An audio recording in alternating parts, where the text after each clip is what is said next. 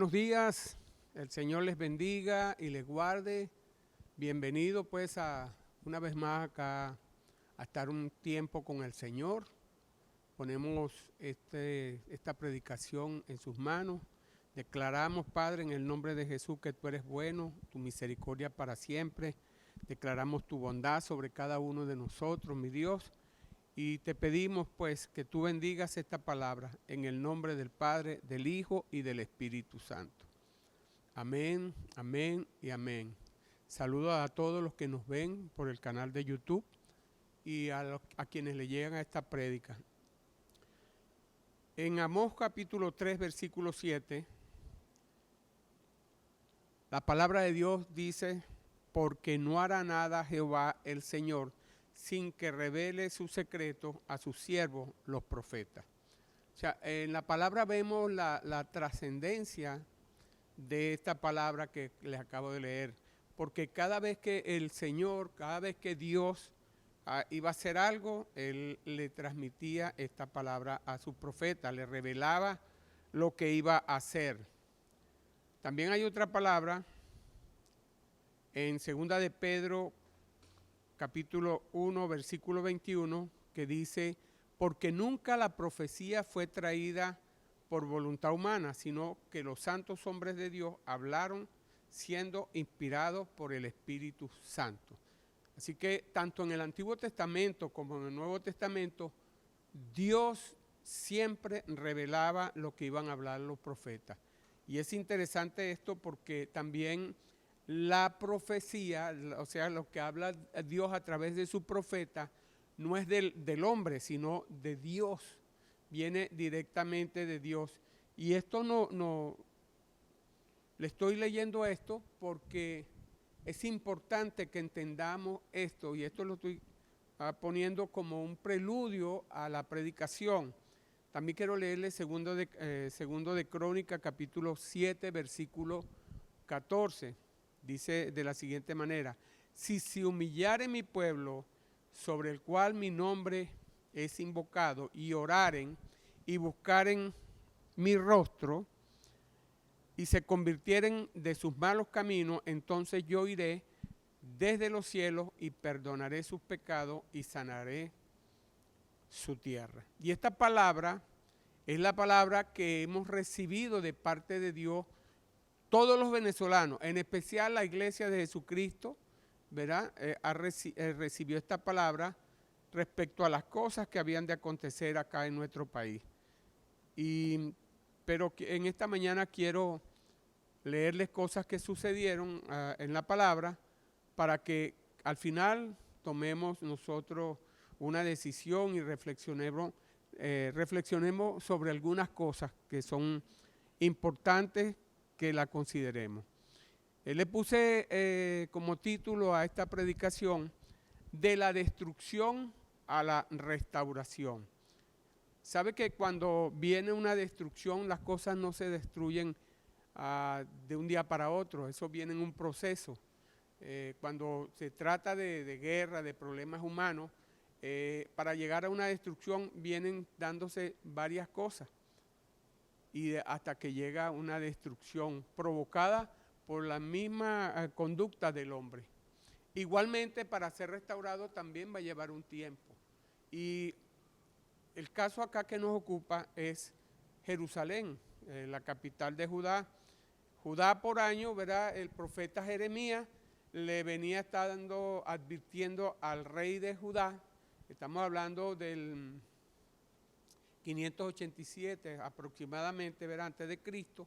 En ese entonces Sedequías era rey de Judá, y el profeta, que para ese entonces era Jeremías, había estado hablando a Sedequías de que a menos que se arrepintieran, porque el pueblo de Israel se había entregado a la idolatría y había llegado hasta el punto que sacrificaban a sus primogénitos. Y Dios le dice al profeta que le diga al rey al rey Sedequías, que vendría un rey despiadado y poderoso, su nombre Nabucodonosor, rey de Babilonia, y que a menos que se arrepintieran de sus malos caminos y se tornaran de nuevo a Dios, el pueblo iba a padecer destrucción. Y esto era tremendo, la conducta del pueblo se había venido a menos. Este pueblo estaba contaminado por su constante idolatría, por los constantes sacrificios que hacían. Y bueno, el Señor estaba enojado con este pueblo. Y no solamente esto, sino que ya para el profeta Jeremías venía hablándole a este pueblo, y este pueblo estaba tan endurecido que no quería volver atrás. Bueno, en enero del 587 a.C., llega el ejército babilónico y asedia a Jerusalén. Jerusalén estaba protegido, ¿verdad?, por murallas. Bueno, él le hace un asedio, le coloca torres afuera y empieza a asediarlo. Nadie podía salir ni nadie podía entrar, y con el pasar del tiempo, pues ellos iban a morir de hambre o iban a tener que abandonar o entregarse. Ese era el asedio que los babilónicos habían puesto a Jerusalén. ¿Qué hacía Jeremías? Jeremías venía hablándole al pueblo, venía hablándole a los reyes, venía hablándole a los consejeros reales de Sedequías. ¿Y qué hicieron como respuesta al consejo que se le daba? Bueno, agarraron a Jeremías y lo lanzaron en una cisterna enlodada, esperando callarlo para siempre, poniendo en peligro la vida del profeta. No atendieron la voz de Dios, y este profeta pues tuvo peligro de morir de frío y de hambre. Solo que en última instancia pues hubo un sirviente bondadoso del rey que lo saca de allí. Sin embargo, vuelve Jeremías a hablar con Sedequías, y a veces le hacía caso a Jeremías y a veces no le hacía caso. Y en ese va y ven, en ese que te digo, que te oigo, que no te oigo, se llega al 586 antes de Jesucristo, y es invadido Judá y se llevan al pueblo cautivo y destruyen el templo de Salomón. Este profeta estuvo año y medio hablándole y advirtiéndole a este pueblo y al rey de que eso iba a venir. El escenario que vemos acá, bueno, vemos a Jeremías encarcelado. Estaba el problema del asedio contra Jerusalén, ¿verdad? Ya esto era en el último tiempo del reinado de Sedequías, y había puesto a Jeremías Sedequías por el simple hecho de predicarle lo que Dios le estaba diciendo. ¿Cuántos saben que los profetas hablan de parte de Dios? ¿Y cuántos saben o cuántos sabemos que lo que habla de Dios por el profeta es palabra de Dios y no es interpretación privada del profeta? ¿Y esto qué fue lo que le dijo Jeremías al profeta? Bueno, esto lo registra Jeremías capítulo 32, versículo 3 al 4. Le dijo lo siguiente: así ha dicho Jehová, he aquí yo entrego esta ciudad en manos del rey de Babilonia, y la tomará, y Sedequías, rey de Judá, no escapará de la mano de los caldeos, sino que de cierto será entregado en manos del rey de Babilonia. Esto molestó al rey, esto no le gustó al rey. Pero quiero leerles a partir de Jeremías capítulo 33, versículo 1, para que tengamos más clara lo que estoy hablando acá. Dice la palabra de la siguiente manera, la leemos en el nombre del Padre, del Hijo y del Espíritu Santo. Vino palabra de Jehová a Jeremías la segunda vez. Fíjese, ya él le había hablado antes, como le acabo de leer aquí en el capítulo 32, estamos ya ahora en el capítulo 33. Y ahora, estando preso pues en el patio de la cárcel, dice, así ha dicho Jehová, que hizo la tierra, Jehová que la formó para firmarla, Jehová es su nombre. Acá por segunda vez viene la palabra de Dios sobre el profeta, y le dice, clama a mí y yo te responderé y te enseñaré cosas grandes y ocultas que tú no conoces. Porque así ha dicho Jehová, Dios de Israel, acerca de la casa de esta ciudad y de la casa de los reyes de Judá, derribadas con arietes y con hachas, porque vinieron para pelear contra los caldeos, para llenarlas de cuerpos de hombres muertos, a los cuales herí yo en mi furor y con mi ira, pues escondí mi rostro de esta ciudad a causa de toda su maldad. Acá le está diciendo por la causa por la cual venía este juicio. Dios ya le estaba diciendo por esto, por esta manera de vivir de ustedes, por alejarse de mí, pues yo traigo este juicio. Y en el 6 le dice después, he aquí que yo les traeré sanidad y medicina y los curaré y les revelaré abundancia de paz y de verdad. Y haré volver a los cautivos de Judá, a los cautivos de Israel, los restableceré como al principio y los limpiaré de toda maldad con que pecaron contra mí, perdonaré todos sus pecados que contra mí pecaron y que contra mí se rebelaron. Y me será a mí por nombre de gozo, de alabanza y de gloria entre todas las naciones de la tierra, que habrán oído todo el bien que yo les hago, y temerán y temblarán de todo el bien y de toda paz que yo le haré. Así ha dicho Jehová. He aquí vienen días, dice Jehová, en que yo confirmaré la buena palabra que he hablado a la casa de Israel y a la casa de Judá. Acá vemos la palabra que Dios da, específicamente está en el capítulo 33 de Jeremías, versículo 3. ¿Qué le dice específicamente? Clama a mí, le dice Dios al profeta, y yo te responderé. Y te enseñaré cosas grandes y ocultas que tú no conoces. Vamos a ver el escenario, la situación. Estaba en medio de la afrenta, estaba rodeado los muros de Jerusalén, estaba allí el ejército de Nabucodonosor, habían levantado torres allí, nadie podía entrar, nadie podía salir. El profeta de Dios preso, ¿verdad? Y el Creador diciéndole a Jeremías, clama a mí y yo responderé. Momentos difíciles, momentos muy difíciles para Judá. Y este clamar no es el clamar que nosotros conocemos, porque nosotros decimos clamar es como quejarse lastimosamente, pidiendo favor o ayuda. O como decir, ay Señor, ayúdame, ay Señor, esta situación, ay quita la cosa. No.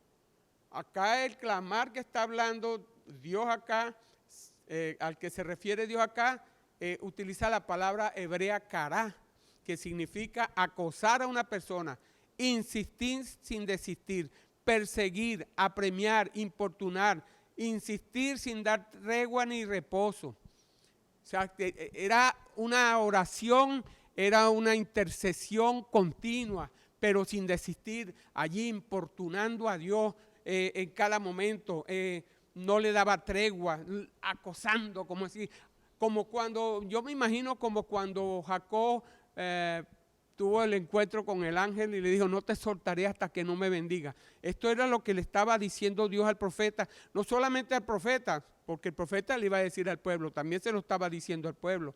Y Dios le dijo a Jeremías, clama a mí, aflígete ante mí, gime ante mí, insiste sin desistir ante mí y yo te responderé. Y no solamente te voy a responder, sino que también te enseñaré cosas grandes y cosas que te son ocultas, que ni siquiera te has imaginado ni te imaginas conocer. Imagínese qué era lo que le estaba diciendo Dios. O sea, si tú te afliges, si tú entras en silicio, si tú me buscas denodadamente, si tú insistes, si tú me importunas, no solamente te voy a escuchar, sino que voy a responder tu oración y te voy a mostrar, te voy a enseñar cosas grandes y cosas que te son ocultas. Ahora imagínese usted, acá también, fíjese, me llama la atención, segundo de Crónicas 7:14, que habla acá Salomón, ¿verdad? Y que esta palabra se le dio a cada uno de nosotros como cristianos. Dice, si se humillare mi pueblo, sobre el cual mi nombre es invocado, y oraren y buscaren mi rostro, y se convirtieren de sus malos caminos, entonces yo iré desde los cielos, y perdonaré su pecado, y sanaré tu tierra. Y acá este humillarse y este orar, esto me recuerda mucho lo que le acabo de leer. esta oración de insistir, de buscar, de acercarse a Dios, de importunarlo, ¿verdad? Acá yo veo que Dios a nosotros particularmente como venezolanos nos está diciendo que clamemos vehementemente, ardientemente, de corazón, lleno de pasión, por nuestras necesidades, por nuestra familia, por nuestra ciudad y por nuestra gente. Y que lo hagamos creyendo que Dios nos va a responder. O sea, tenemos que orar y clamar esperando que Dios responda esta oración. Y el Señor nos dice, ¿verdad? Clamen de corazón por sus necesidades, por su familia, por su ciudad, por su gente. Háganlo creyendo porque yo les responderé. Hay una promesa allí tremendo. Y acá en el texto que le acaba de leer de 2 Crónicas 7:14 dice, yo iré desde los cielos y perdonaré sus pecados y sanaré nuestra tierra. ¿Qué estamos necesitando hoy con vehemencia? Que Dios sane nuestra tierra, que Dios sane nuestra vida. Y Dios pues acá invitó a Jeremías y a todos los que escucharan a venir a él con oración llena de fe, confiado que él respondería. O sea, Dios estaba haciendo una invitación a todos los que escucharan. Y cuando hablamos de la palabra escuchar es oír con atención. O sea, si tú prestas atención a lo que yo te estoy diciendo, pues entonces yo voy a responder. Y esta es una promesa acá especialmente importante. ¿Por qué? Porque, bueno, las circunstancias de Jeremías era que estaba preso y la ciudad estaba resistiendo un asedio y pronto venía un cumplimiento de una promesa de juicio que venía.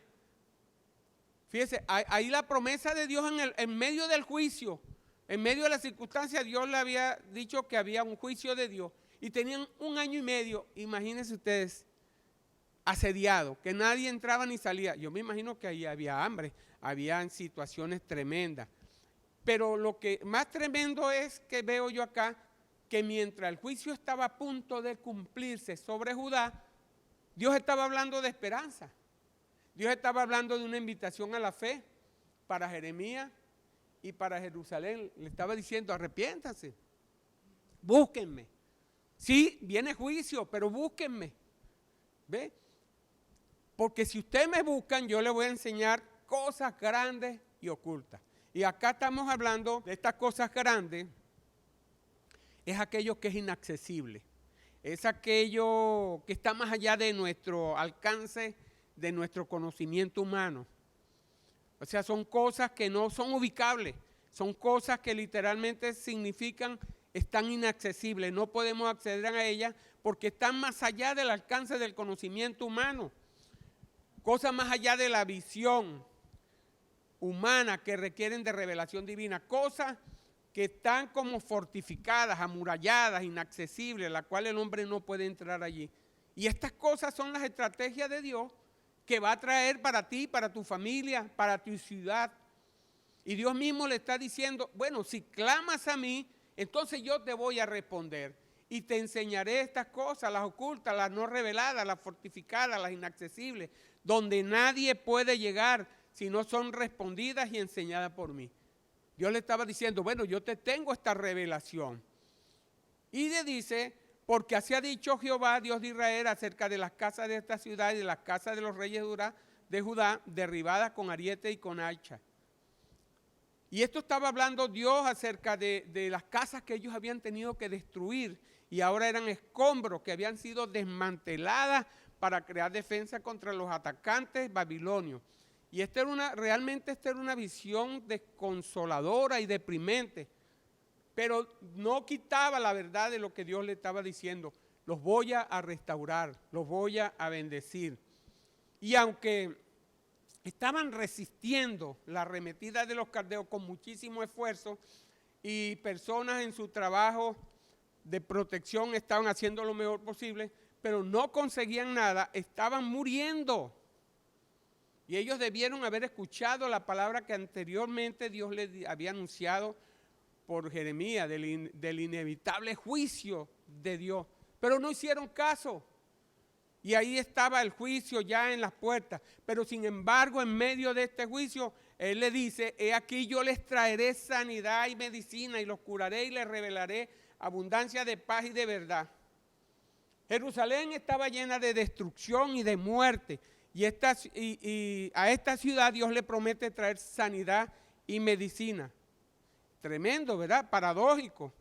Y revelarle abundancia de paz y de verdad. Y estas promesas, pues, para esta ciudad, a pesar de toda su maldad, se cumpliría en el tiempo de cuando fueran restaurados, porque ellos iban a ser esclavizados por Nabucodonosor, iban a estar, imagínense ustedes, 70 años en Babilonia. Pero después de eso habría una restauración.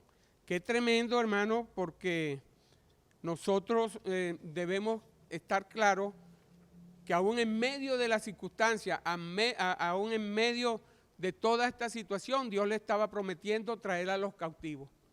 Dios le estaba prometiendo, ustedes van a ir cautivos, pero yo los recogeré, yo los reuniré.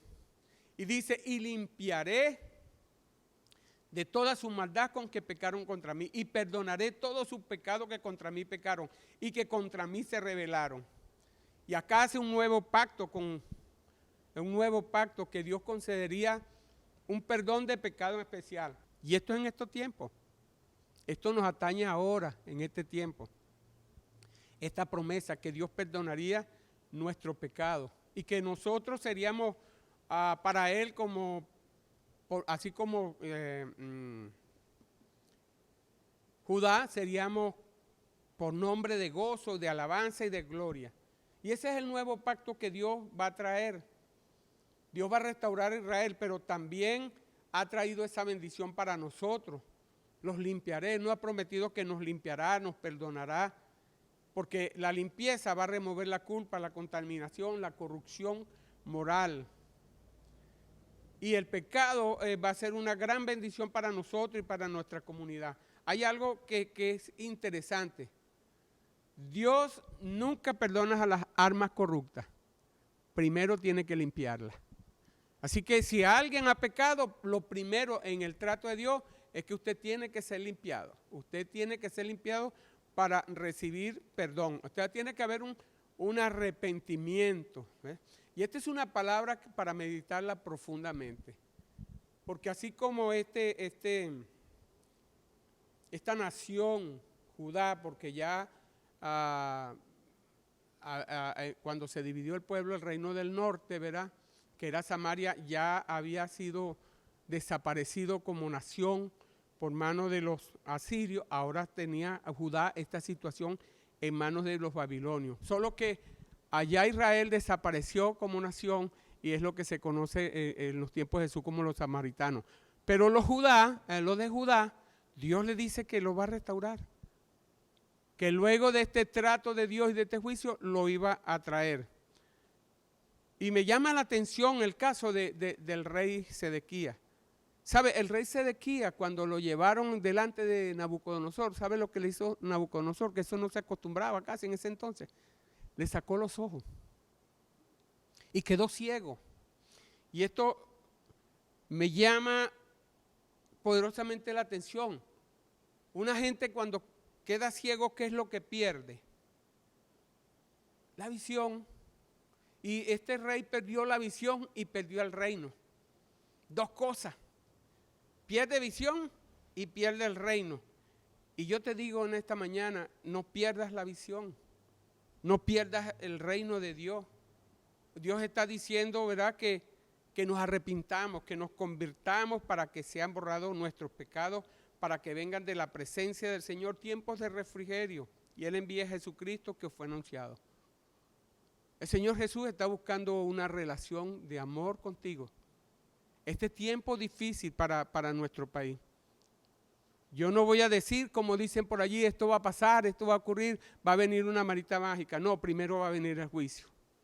Estamos en juicio de Dios. Nuestra nación está en juicio. Y hasta que no se cumpla el juicio, no viene la restauración. Pero en medio de este juicio, Dios dice, yo los restauraré, los limpiaré. Pero ¿quiénes son los que van a limpiar? ¿A quiénes son los que van a restaurar? Aquellos que escuchan con atención el mensaje profético que Dios está dando.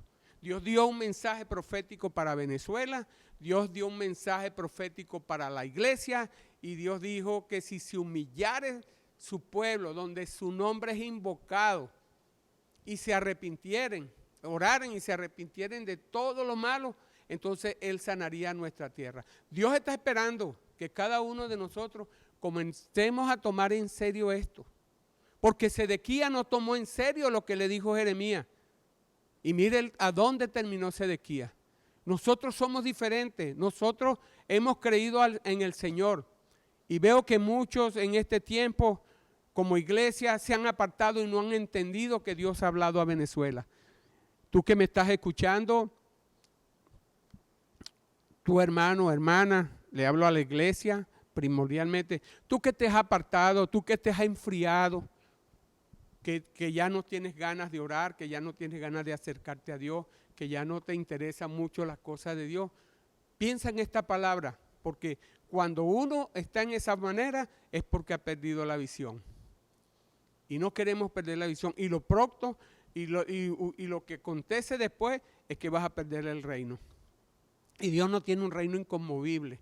Dios nos ha entregado un reino inconmovible a la iglesia. Y Venezuela, arrepiéntete, basta ya el tiempo de la idolatría, basta ya el tiempo de creer que otros dioses te pueden salvar, basta ya el tiempo de que la brujería te puede salvar, basta ya el tiempo de que todas las artes mágicas que se practican por allí te pueden salvar.